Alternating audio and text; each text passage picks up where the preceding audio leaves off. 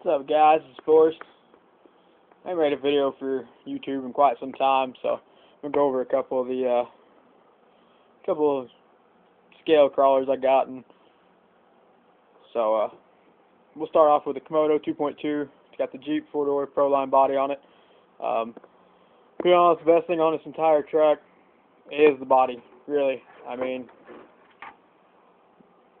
custom paint job. I've done it myself. No, it's not messed up.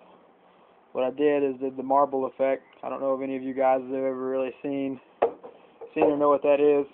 Basically, I took the black base coat, sprayed in there while it was still wet. Took some silver, sprayed in there on top of the black. Took a plastic bag, formed it in there on the Jeep body. That's what gives it that effect that you can see, the different tones, and the black mixed in with the silver. Overall, it doesn't look bad.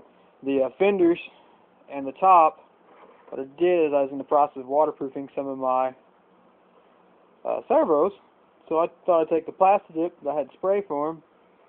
So I just kind of cut the plastic out around what I wanted to be plastic dipped on the Jeep. So it gives it that real plastic look. I don't know how it's going to do crawling. I don't know if it'll flake off or if it'll scrape off or not, but we'll find out. So, but body turned out pretty good. I'm happy with it. Like I said, the truck itself, it's Komodo 2.2. Put the Axial motor in it, 27T. The stock one I had in here was, I don't know what it was. Like everything in this truck's generic, basically. Had nothing but problems with it. Stock motor crapped out on me. The stock aluminum, if anybody knows anything out there about this truck, you know the whole truck is supposed to be all aluminum, like 95%. Shocks are aluminum, the stock ones. These obviously are the shocks off of an Axial, so are the front links, they're off of an Axial. I basically took everything off this truck that I could possibly use on my Axial rigs, because when I got it, it's an Axial servo in it now. When I got it, the servo went out, the controller went out, everything kept messing up. My front, or my rear end and the pumpkin here, they are cast, so it's a heavy truck. It's probably about 5 or 6 pounds, maybe a little more, give or take.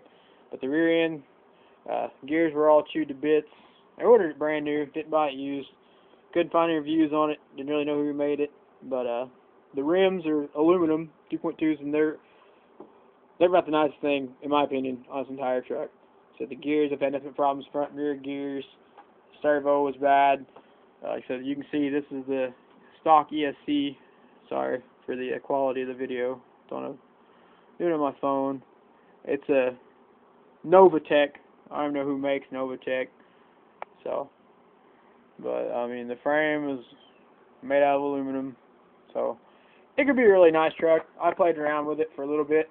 I've had it where it's been a old school mud bogger, where the front's been stretched out and the front actually come out to about right here. Had 2.2s in the back and then 1.9s in the front to give it that old school feel. And I've had 120 millimeter shocks on there. Had it in a monster truck.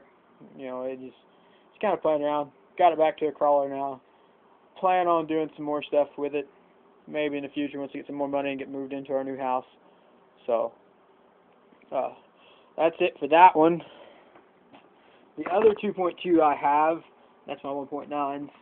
The other 2.2 I have is a Wheelie King, or Wheelie King, Crawler King. Doesn't make a bunch of difference. Everybody living in the same truck basically. But I liked it. A lot of people didn't like it. I did.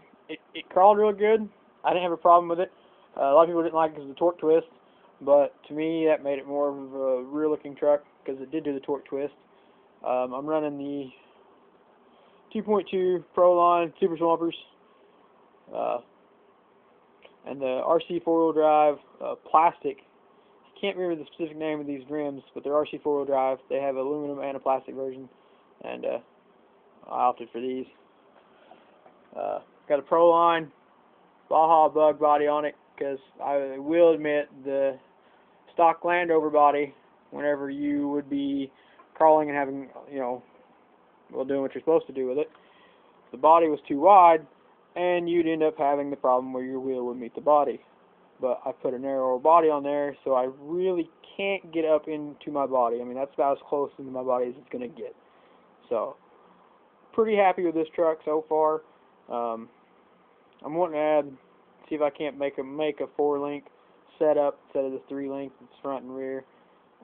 Give it a little bit more stability, a little bit better. Just overall look better in my opinion. And then I think I'm going to mount my steering servo on the axle itself. I know it doesn't look true scale, but this whole truck doesn't really look like a scale truck. It looks more like a monster truck. So, but for the price, it wasn't bad. I picked it up last year for Christmas, about I think $160, something like that. Had it on sale, so but it wasn't bad. It's not a bad crawler for the price. It's worth it. As opposed to that truck there, which was the 2.2, I paid $350 for it. So that one, not happy with. On to my 1.9s.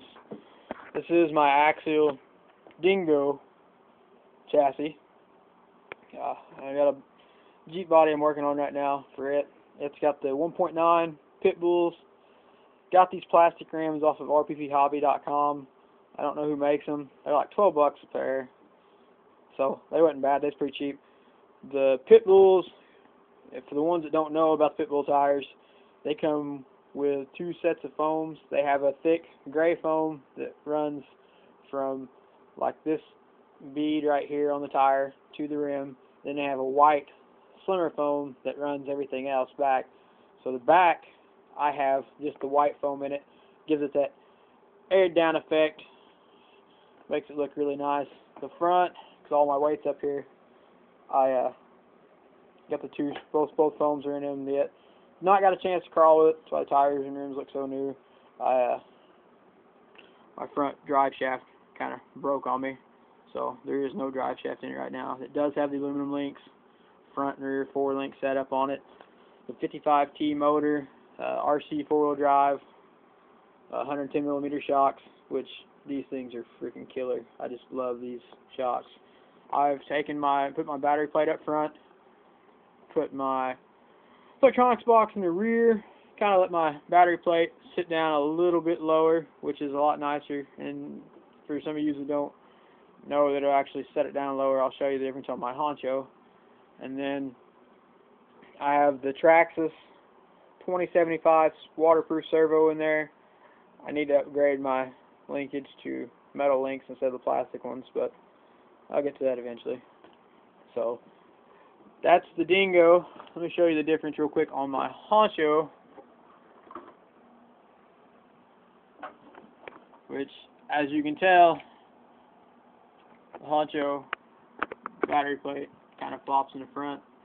I put these 110mm shocks on here and the 4-link setup on the front of it. For some reason, the cross member in the front frame was, every time I maxed out my suspension load, I was actually hitting my servo box, or my steering servo, sorry. So I had to take that out completely instead of just taking a Dremel. But you can see where it sits, kind of, with the electronics box underneath it, as opposed to where it sits without the electronic box in the front, which as it is on my Dingo body. So it will lower it. I didn't do that because on the Honchos, those of you that know, in order for me to move this to the back, it just won't work because of the way the body is. Because the body actually sets down, that tubing sets down in the frame, so it won't allow for it to be moved back there.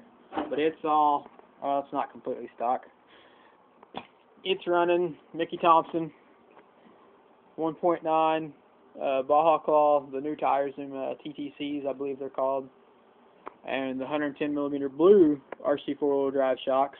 I haven't done nothing to these set of shocks, so they're pretty much, I'm running them as I pulled them out of the package. It's got the 4-link front and rear.